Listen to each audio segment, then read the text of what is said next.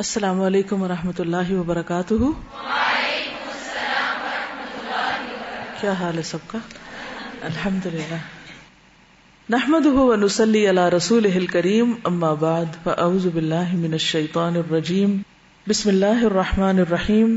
رب اشرح لی صدری ویسر لی امری واحلل عقدۃ من لسانی یفقہوا قولی.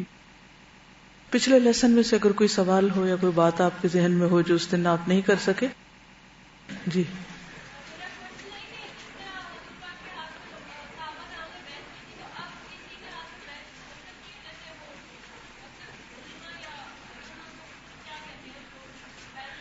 خلافت پر بیعت ہوتی ہے.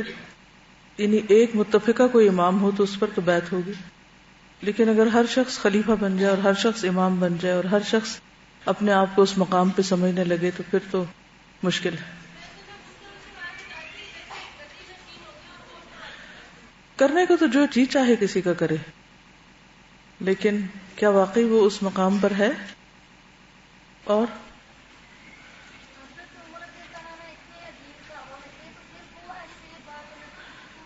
انسان ہے. ایک بات ہمیشہ یاد رکھیے کہ کوئی بھی انسان فرشتہ نہیں ہوتا. عربی کی ایک کہاوت ہے، لِكُلِّ عَالِمٍ حَفْوَةٌ وَلِكُلِّ جَوَّادٍ كَبْوَةٌ. اس کا معنی یہ ہے کہ ہر عالم سے غلطی ہوتی ہے اور ہر گھڑ سوار گرتا ہے، ہر انسان پھسلتا ہے، ہر ایک سے غلطی ممکن ہے. کیونکہ جب ہم یہ سوچ لیتے ہیں کہ کچھ لوگ مافوق الفطرت ہیں، فرشتے ہیں، ان سے تو کبھی غلطی ہو ہی نہیں سکتی، تو یہ تصور ہی درست نہیں. اس میں بیلنس ہونا چاہیے.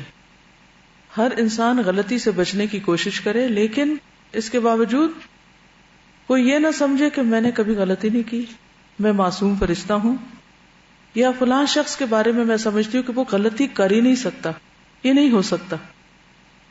وہ حدیث میں آتا ہے نا کہ اگر تم غلطی نہ کرو، خطا نہ کرو، تو میں تمہیں لے جاؤں اور ایسی مخلوق پیدا کروں جو غلطی کرے اور توبہ کرے. تو توبہ کرنے والے اللہ تعالیٰ کو کتنے پسند ہیں. غلطی ہونا از ہیومن، لیکن اس پر توبہ کرنا جو ہے یہ اللہ تعالیٰ کو بہت پسند ہے. ان اللہ یحب التوابین. بے شک اللہ توبہ کرنے والوں سے محبت رکھتا ہے. اور تواب کون ہوتا ہے؟ جو بار بار توبہ کرے.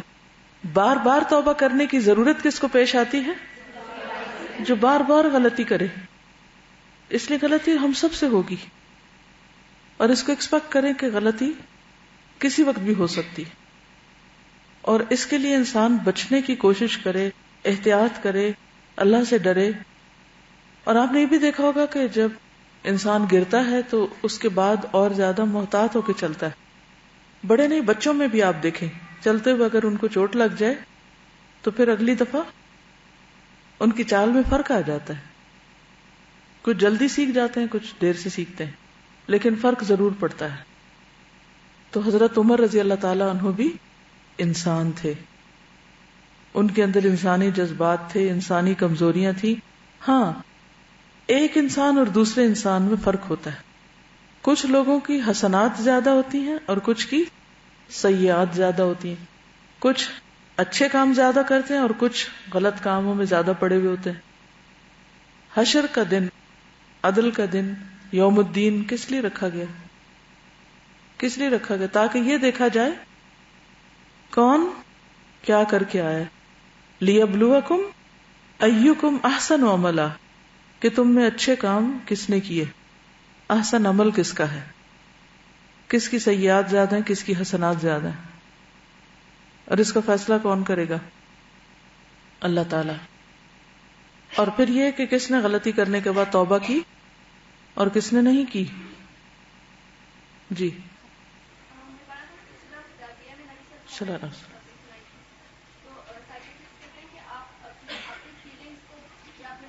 جی اگر کوشش کر کے اپنی لغت سے نیگیٹو ورڈز نکال دیں، کوشش کر کے، اس کے لیے شعوری کوشش کرنی پڑتی.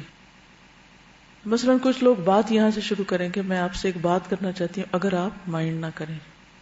اچھا، اس سے کیا ہوتا ہے؟ جو سننے والا ہے اس کی کیفیت کیا ہو جاتی. مثلاً اگر اس وقت میں آپ کو کہوں آج میں آپ لوگوں سے کچھ کہنے والی ہوں، آپ لوگ مائنڈ نہ کرنا، تو آپ پہلے سے ہی پریشان ہو جائیں گے. میرا یہ جملہ آپ کو پریشان کر دے گا کہ اب پتہ نہیں کون سا بم گرنے والا ہے. تو اس طرح کے جملوں سے دوسروں کو خوفزدہ کرنا، اس بات کو ہم زیادہ بہتر انداز میں کیسے کہہ سکتے ہیں؟ کیسے کہہ سکتے ہیں زیادہ بہتر انداز میں؟ اگر آپ کسی سے ایسی بات کرنے ہی والے ہیں کہ جس پہ آپ کو اندیشہ ہے یا خیال ہے یا آپ ڈاؤٹ فل ہیں کہ دوسرا مائنڈ کر جائے گا، تو پھر اس کو شروع میں کیا کرنا چاہیے؟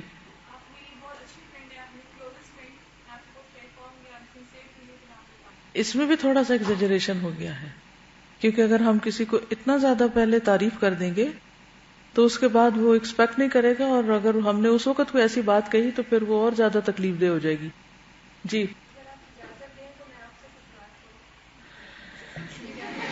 یہ بھی کانشیس کر دے گا جملہ کہ اگر آپ اجازت دیں تو کچھ بات کروں، اور اگر وہ کہے نہیں، کہتے تو نہیں عام طور پر، لیکن آپ کیا کہیں گی؟ اچھا نارمل وے میں، ہاں مثلاً میں آپ کو ایک مشورہ دینا چاہتی ہوں، تھوڑا ٹھیک ہے اس سے ذرا مائلڈ ہے لیکن پھر بھی اوور ہے. ہاں نہیں، مشورہ تو جب آپ واقعی مشورہ کرنا چاہتے ہیں، کیونکہ اگر مشورہ نہیں کرنا صرف بتانا ہی ہے. امیجن کریں نا، اچھا کوئی سچویشن ہے اور آپ نے بات کرنی ہے، تو کیونکہ پتہ کیا ہے ہماری مشکل یہی ہے کہ ہمیں یہ سمجھ نہیں آتی کہ کہاں سے بات شروع کریں، ہے نا؟ اور پھر سوچتے ہی رہ جاتے ہیں، یا تو کرتے ہی نہیں ہیں، پھر اندر ہی اپنے رکھ کے بیٹھ جاتے ہیں، اچھا چھوڑو پرے کیا کرنی. یا پھر یہ ہے کہ ہم غلط طریقے سے کرتے ہیں، یا پھر ہم کہتے کچھ ہے اور مطلب ہمارا کچھ اور ہوتا ہے اور اگلا کچھ اور سمجھ رہا ہوتا ہے، اور ایک کیاس ہو جاتا ہے اور بے حد وقت ضائع کرتے ہیں. ایک چیز جس سے آپ نے پرہیز کرنا ہے کہ دوسرے کو کانشیس نہیں ہونے دینا، چاہے وہ محبت کا لفظ استعمال کر کے، چاہے نفرت کا کر کے، چاہے کوئی بھی، اگلے کو سب سے پہلے آپ کیا کریں؟ کمفرٹیبل کریں. ٹھیک ہے، آپ نے کوئی بھی ان یوزول بات کرنی ہے تو اگلے کو کمفرٹیبل پہلے کریں. اگر آپ نے کمفرٹیبل کر لیا جتنی مرضی بڑی بات کر لیں وہ ہضم کر جائے گا، اور اگر وہ کمفرٹیبل نہیں تو آپ جتنے مرضی ڈائلاگز بولیں ورک نہیں کریں گے. ہاں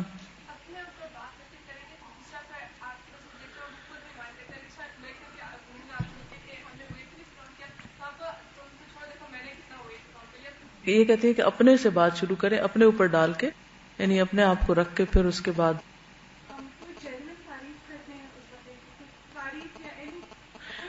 اوکے. اس کا جواب آج آپ کو ملے گا اس میں، آج کے لیسن میں انشاءاللہ. چلیے آگے چلتے ہیں، پھر وہاں تھوڑا سا میں ڈسکس کروں گی اس کو کیسے کرتے ہیں، مشکل جگہوں پہ بات کیسے کرتے ہیں.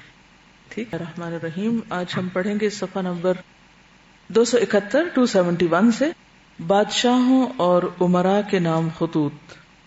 جب رسول اللہ صلی اللہ علیہ وسلم قریش سے معاہدہ کر کے اور ان کی طرف سے مطمئن ہو کر حدیبیہ سے واپس تشریف لائے تو بادشاہوں اور امراء کے نام خطوط لکھ کر انہیں اسلام کی دعوت دی.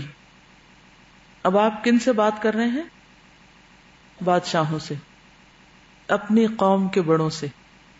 مشکل جگہ ہے، اور ان کی دوہری ذمہ داری ان کو یاد دلائی.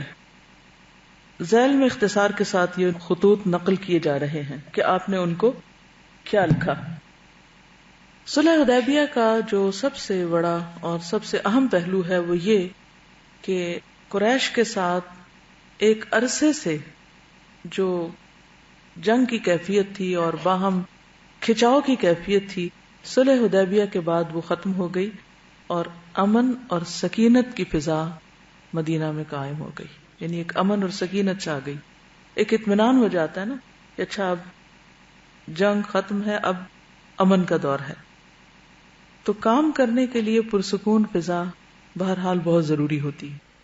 جہاں زندگی کی ہسل بسل اور زندگی میں محنت اور ہر دم ایک نیا چیلنج انسان کو کام پہ ابھارتا ہے، وہاں دوسری طرف کام کے لیے ایک اچھی انوائرنمنٹ، ایک اچھا پرسکون پرامن ماحول کا ہونا بھی ایٹ ٹائمز بہت ضروری ہوتا ہے.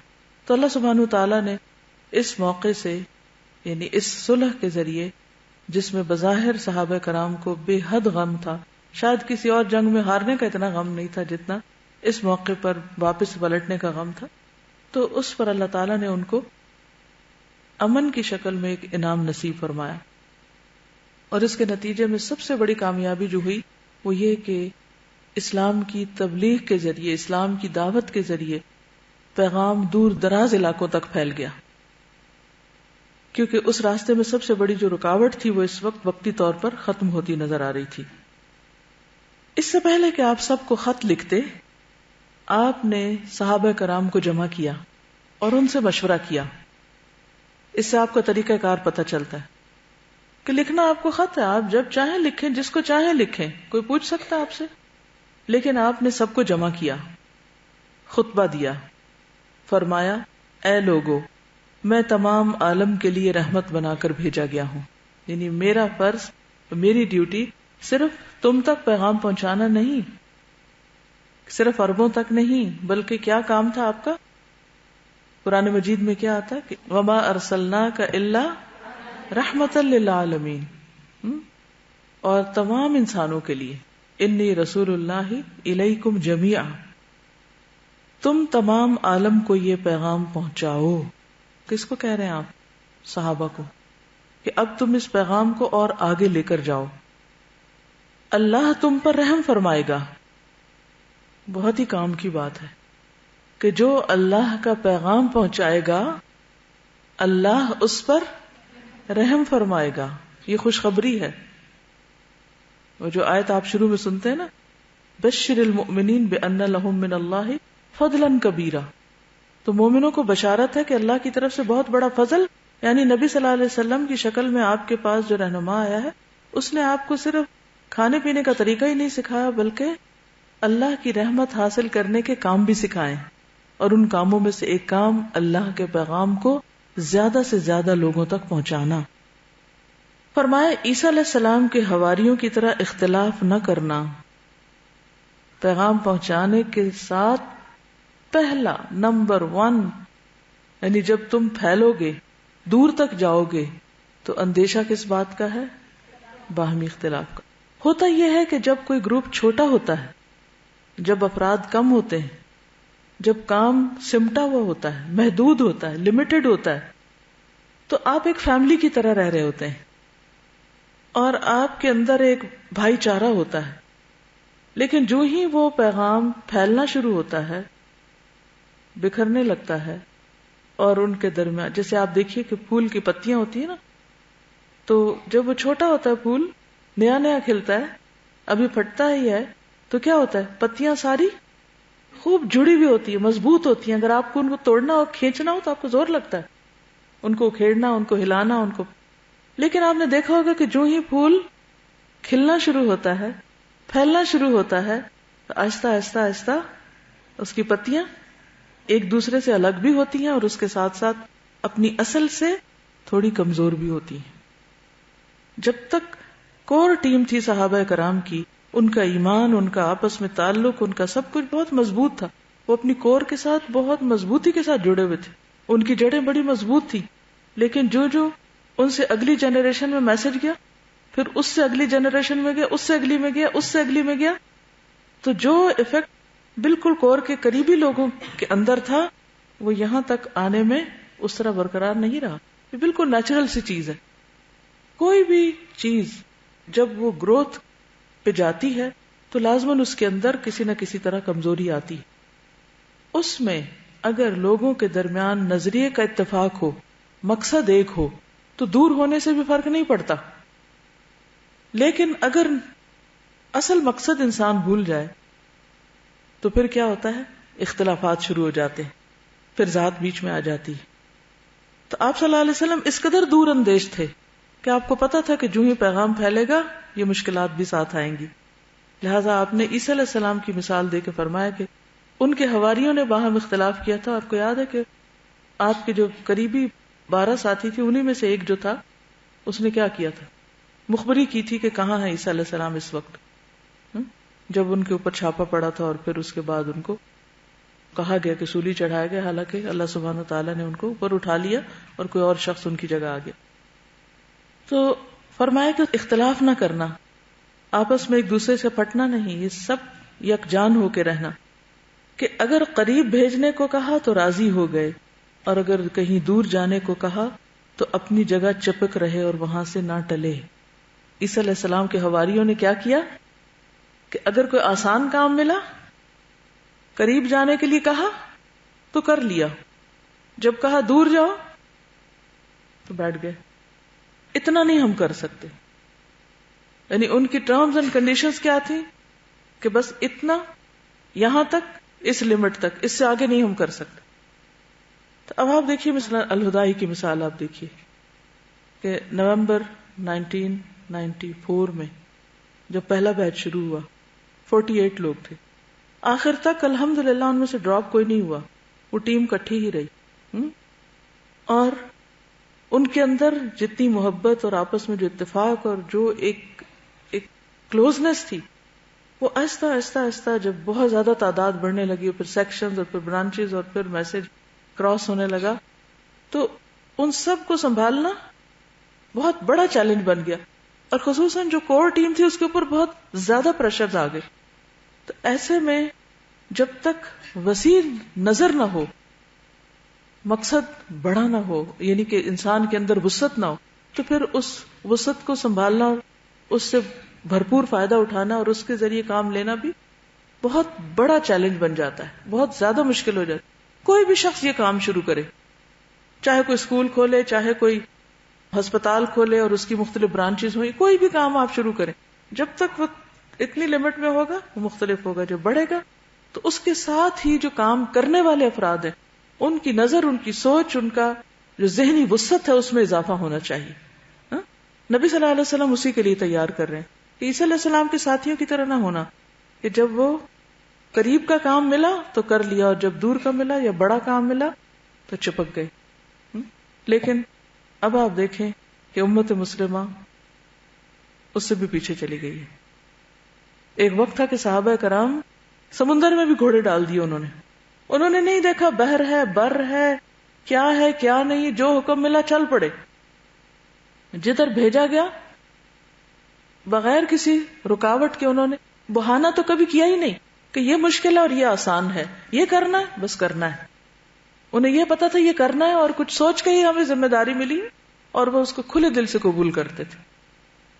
اور اب آپ دیکھیں کہ عیسیٰ علیہ السلام کے حواری تو پوری دنیا کے ہر کانٹیننٹ کے ہر حصے میں اور جنگلوں تک میں پھیلے ہوئے ہیں، اور امت مسلمہ کے انصار اللہ زمین سے چپک کے بیٹھے ہوئے ہیں اور اپنی ذمہ داری کو بھولے ہوئے ہیں. ابھی ریسنٹلی کسی نے ایک پریزنٹیشن مجھے بھیجی ہے کہ آر وی گروئنگ، کہ کس طرح افریقہ میں 50 سال پہلے مسلمانوں کی تعداد کیا تھی اور اب کتنی ڈراپ ہوگی اور کرسچن کتنے گرو کر گئے. کیونکہ باقاعدہ پلاننگ کے تحت ایک ایک شہر میں، ایک ایک علاقے میں ٹیمز پہنچی ہوئی ہیں لوگوں کو کرسچن کرنے کے لیے، اور اس کے برعکس مسلمان، ہمیں اپنے گھر کے کاموں سے فرصت نہیں. تو صحابہ کرام کو نبی صلی اللہ علیہ وسلم ذہنی طور پر تیار کر رہے تھے، کیونکہ جب بھی کسی لیڈر کو کسی ٹیم سے کام لینا ہوتا ہے تو اس کا بہترین طریقہ کیا ہے کہ پہلے اس کو ذہنی طور پہ تیار کرے. تو بہرحال صحابہ کرام نے کیا کہا ہوگا؟ لبیک. انہوں نے لبیک کہا اور حکم ماننے کے لیے کمر بستہ ہو گئے کہ آپ ہمیں سمندروں میں کود جانے کے لیے کہیں تو ہم اس کے لیے بھی تیار ہیں، آپ جہاں چاہیں ہمیں بھیج سکتے ہیں. اور رسول اللہ صلی اللہ علیہ وسلم کی جناب میں مشورہ بھی پیش کیا کہ اے اللہ کے رسول صلی اللہ علیہ وسلم، ملوک اور سلاطین جس خط پر مہر نہ ہو اس پہ توجہ نہیں دیتے. کہ ہم ان تک میسج تو لے کر جائیں گے، لیکن جو لے کر جائیں گے اس پر سٹیمپ ہونی چاہیے. آپ نے یہ بات پسند فرمائی، مشورہ قبول کیا. اس سے آپ دیکھیے کہ صحابہ کرام کے اندر کسی کام کو بہتر بنانے کا کتنا جذبہ تھا. اچھا، بعض اوقات ہم بیٹھے بھی ہوتے ہیں کسی میٹنگ میں یا کسی مشورے کی کمیٹی میں یا کہیں، توجہ ہی نہیں ہوتی کیا بات ہو رہی ہے، کوئی دلچسپی نہیں ظاہر کرتے. یعنی اگر ہم کو مشورہ نہیں دے سکتے تو ایٹ لیسٹ اس کا پارٹ تو بنے. یعنی اس کام کو اپنا کام جب تک ہم نہیں سمجھتے یا اپنے ذاتی کام سے آگے نہیں سمجھتے تو کام میں برکت نہیں ہوتی، وسعت نہیں آتی. بہرحال اب کیا ہوا کہ آپ صلی اللہ علیہ وسلم نے اس مشورے کو قبول کیا اور پھر ایک مہر بنوائی جس کی صنعت حبشہ کی تھی، یعنی حبشہ سے بنی تھی. اس پر محمد رسول اللہ لکھا ہوا تھا. وہ مہر مبارک وہ آپ مختلف جگہوں پہ اب بھی دیکھتے ہیں نا لگی ہوئی، نیچے محمد، اوپر اس کے رسول، اور یعنی کہ وہ ورٹیکل تھی، اوپر کو جا رہی تھی. اور جب بھی آپ کسی کو خط دے کر بھیجتے تو اس کو آپ اپنے خط کے اختتام پر لگا کر بھیجتے. تو اس سے بھی پتہ چلتا ہے، یعنی ایک حکمت کی بات ہے کہ جب آپ کسی غیر قوم کے ساتھ معاملہ کریں، دوسری قوم کے ساتھ، اور ان کا طریقہ آپ کے طریقے سے مختلف ہو، اگر ان کا طریقہ آپ کے طریقے سے ٹکرائے نہیں، یعنی شریعت سے ٹکراتا نہ ہو، تو اس طریقے کو اگر وہ بہتر ہو عام ہمارے روزمرہ کے کام کاج میں، تو اس کو اختیار کرنے میں حرج نہیں ہے. یعنی عربوں میں اس سے پہلے مہر کا کوئی رواج نہیں تھا، لیکن غیر قوموں میں تھا، تو آپ نے وہ طریقہ اختیار کر لیا. بہرحال آپ نے اس کے بعد کیا کیا؟ خط لکھے. اب آپ دیکھیے کیا لکھتے ہیں خط میں. سب سے پہلا خط نجاشی شاہ حبشہ کے نام لکھا. اس کا نام اسحمہ بن ابجر تھا. رسول اللہ صلی اللہ علیہ وسلم نے اس کے نام حسب ذیل خط لکھا. بسم اللہ الرحمن الرحیم. هذا کتاب من محمد رسول اللہ الی النجاشی الاسحمی عظیم الحبشہ. سلام علی من اتبع الهدى وآمن باللہ ورسولہ وشہد ان لا الہ الا اللہ وحدہ لا شریک لہ لم يتخذ صاحبة ولا ولدا وان محمدا عبدہ ورسولہ وادعوک بدعایۃ الاسلام فانی انا رسولہ فاسلم تسلم یا اہل الکتاب تعالوا الی کلمۃ سواء بیننا وبینکم الا نعبد الا اللہ ولا نشرک به شیئا ولا يتخذ بعضنا بعضا اربابا من دون اللہ فَإِن تَوَلَّوْا فَقُولُوا اشْهَدُوا بِأَنَّا مُسْلِمُونَ. آل عمران. فَإِن أَبَيْتَ فَعَلَيْكَ إِثْمُ النَّصَارَى مِن قَوْمٍ. یہ خط ہے محمد اللہ کے رسول کی طرف سے نجاشی اسحمہ شاہ حبشہ کی جانب. اس شخص پر سلام جو ہدایت کی پیروی کرے اور اللہ اور اس کے رسول پر ایمان لائے اور اس بات کی شہادت دے کہ اللہ وحدہ لا شریک کے سوا کوئی عبادت کے لائق نہیں، اس نے نہ کسی کو اپنی بیوی بنایا نہ لڑکا، اور اس بات کی شہادت دے کہ محمد اس کا بندہ اور رسول ہے، اور میں تمہیں اسلام کی دعوت دیتا ہوں کیونکہ میں اس کا رسول ہوں، لہذا اسلام لاؤ سلامت رہو گے. اے اہل کتاب، ایک ایسی بات کی طرف آؤ جو ہمارے اور تمہارے درمیان برابر ہے، وہ یہ کہ ہم اللہ کے سوا کسی اور کی عبادت نہ کریں، اس کے ساتھ کسی کو شریک نہ ٹھہرائیں، اور ہم میں سے بعض کو اللہ کے سوا رب نہ بنائے. بس اگر وہ منہ موڑے تو کہہ دو کہ گواہ رہو ہم مسلمان ہیں. اگر تم نے یہ دعوت قبول نہ کی تو تم پر اپنی قوم کے نصارہ کا گناہ بھی ہے. آپ نے شروع میں کیا لکھا؟ اگر تم مائنڈ نہ کرو تو میں تمہیں ایک بہت اچھا پیغام دوں. کوئی بہت ایکسائٹنگ سا جملہ لکھا. کیسے بات کی؟ وہ اپنی قوم کا بادشاہ ہے، اس کا ایک مقام ہے، رتبہ ہے. کیا کیا؟ کیا خاص بات نظر آتی؟ ٹو دا پوائنٹ بات. سلامتی سے آغاز کیا. شابش.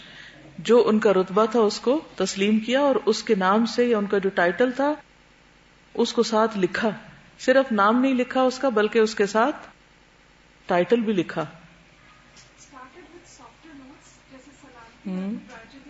یس. آپ دیکھیے کہ سارا سافٹر نوٹ کے ساتھ پھر کامن گراؤنڈ پہ بات کی، میسج کنوے کر دیا کہ میں کون ہوں، میرا مقصد کیا ہے.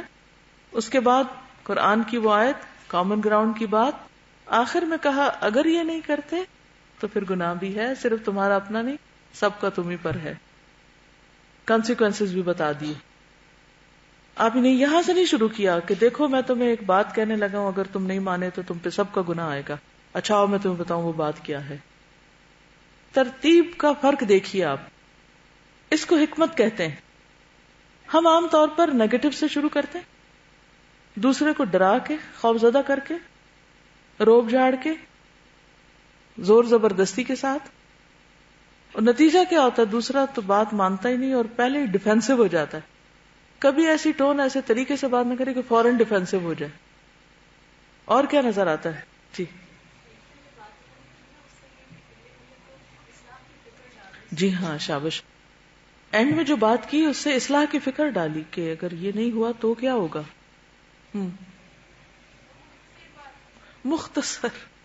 مختصر بات، ٹو دا پوائنٹ، بریف، لمبی کہانیاں نہیں ہیں. جی ہاں، اس کو کمپلیکیٹڈ نہیں بنایا، ایسے لفظ نہیں استعمال کیے کہ اس میں زو معنی نکلتے ہوں، یہ بھی مانا یا وہ مانا. بیچ میں قرآن کی بات کی، دلیل سے بات کی کہ یہ پولائٹ ٹون ہے. شابش. توحید کو ہائی لائٹ کیا جو اصل ٹاپ پہ مقصد ہے، جو رسول اللہ صلی اللہ علیہ وسلم کے آنے کا اصل مقصد ہے، جو اسلام کا اصل پیغام ہے، جس کی وجہ سے اسلام اور باقی سارے ریلیجنز الگ ہو جاتے ہیں. کوئی خوشامد نہیں، کوئی ایگزیجریشن نہیں، کوئی ٹونٹنگ ٹون نہیں، کوئی طنز نہیں، کوئی ان کو لیٹ ڈاؤن نہیں کیا، کچھ نہیں. یعنی ایسی بھی کوئی بات نہیں کہ آپ کا بہت شکریہ کہ آپ نے ہمارے مسلمانوں کو پناہ دی تھی یا آپ بہت مددگار تھے ان کے، کوئی ادھر ادھر کی فالتو بات ہی نہیں ہے. کیونکہ اس سے کیا ہوتا کہ اصل میسج دب جاتا، بادشاہ سمجھتا شاید یہ میری تعریف کا خط ہے، اور ساتھ انہوں نے ایک اور بات بھی کر دی. جو پیغام ہے اسی کو ہی فوکس میں رکھا.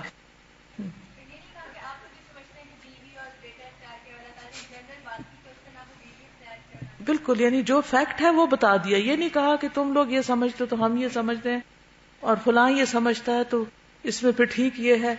اسٹریٹ بات، اسٹریٹ فارورڈ. جی ہاں، یہ بھی نہیں کہا کہ ہمیں تمہاری مدد چاہیے تو اس لیے تم اسلام قبول کر لو. جی، سب سے پہلے اپنا تعارف کرایا کہ خط آ کس سے رہا. اب اس پہ آپ اپنے سارے خط دیکھ لیجئے آپ کیا کرتے ہیں. یعنی اس قدر تکلیف ہوتی ہے کہ بعض اوقات آپ ایک 4 صفحے کا خط لکھ کے اتنا لمبا مسئلہ بیان کرتے ہیں اور واقعی آپ رحم اور مدد کے قابل ہوتے ہیں، دل چاہتا ہے آپ کی مدد کی جائے، اور اس پر جو جواب لکھنے والے ہیں وہ بھی سب کچھ اتنی محنت سے تیار کرتے ہیں، یہ سمجھ نہیں آتی کہ بھیجیں کہاں. کوئی تعارف ہی نہیں کراتے اپنا. بعض اوقات مقصد پتہ ہی نہیں چلتا، فالتو باتیں، اپنی طبیعت کی خرابی کی باتیں اور اپنے جذباتی باتیں اور اس کا گلہ اس کا شکوہ، اور سارا خط پڑھ جاؤ یہ نہیں سمجھ آتی کہ یہ لکھنے والے نے لکھا کیوں ہے. تو ایک سنت اپنائیں گے آپ، کیا؟ نام کے ساتھ. چلے آخر میں بھی لکھے تو صحیح. اب تو خیر شکر ہے ای میل کے اندر پہلے فرام اوپر ہوتا ہے اور پھر ایک مسنون طریقہ شروع ہو گیا ہے دنیا بھر میں. لیکن یہ کہ اگر آپ اردو میں لکھ رہے ہیں، ہاتھ سے لکھ رہے ہیں، تو اگر لکھنے تو بہت اچھا ہے. کہاں سے؟ پہلے تو زمانے میں وہ خط لکھتے نا از، سب سے پہلے بسم اللہ لکھ کے از لکھتے تھے. از اپنے شہر کا نام یا پھر اپنا نام لکھ دیتے، کچھ بھی. تو اس سے آسانی ہو جاتی ہے کہ خط آیا کہاں سے ہے. بالکل، یہ خط پڑھ کے خیرخواہی کا احساس ہوتا ہے کہ دوسرے کی ہمدردی اور دوسرے کا فائدہ سوچا جا رہا ہے.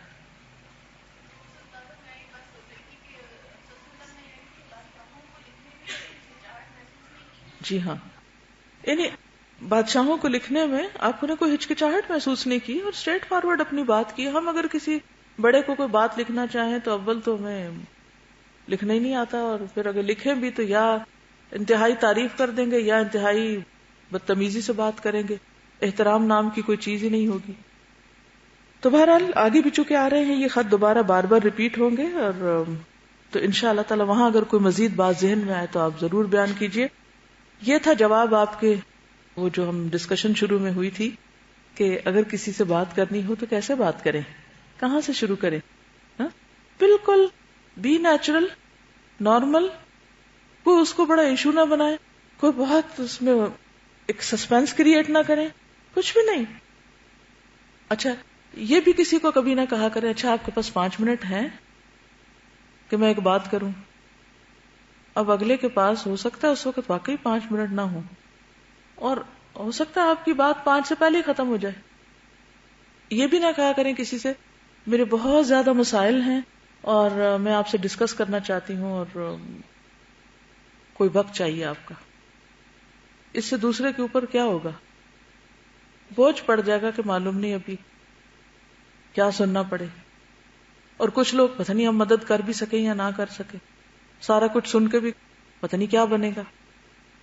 تو اگر آپ کسی کو بھی اپنا مسئلہ بتانا چاہتے ہیں تو پہلے آپ خود سوچ لیں کہ مسئلہ ہے کیا، ساری اپنی فرسٹریشن نکال کے اور پھر کہیں کہ بس یہ بات ہی. حل بھی نہ سنیں، جواب بھی نہ لیں اور صرف خود ہی بول کے ختم ہو جائیں، تو یہ بھی ٹھیک نہیں.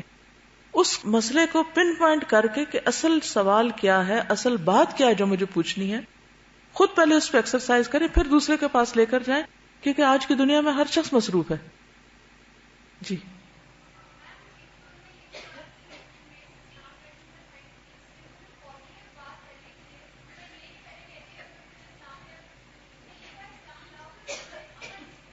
ایک ایسی چیز کی خوشخبری دی گئی ہے نا سلامتی کی اس خط میں، کہ اگر اسلام لاؤ گے تو سلامت رہو گے.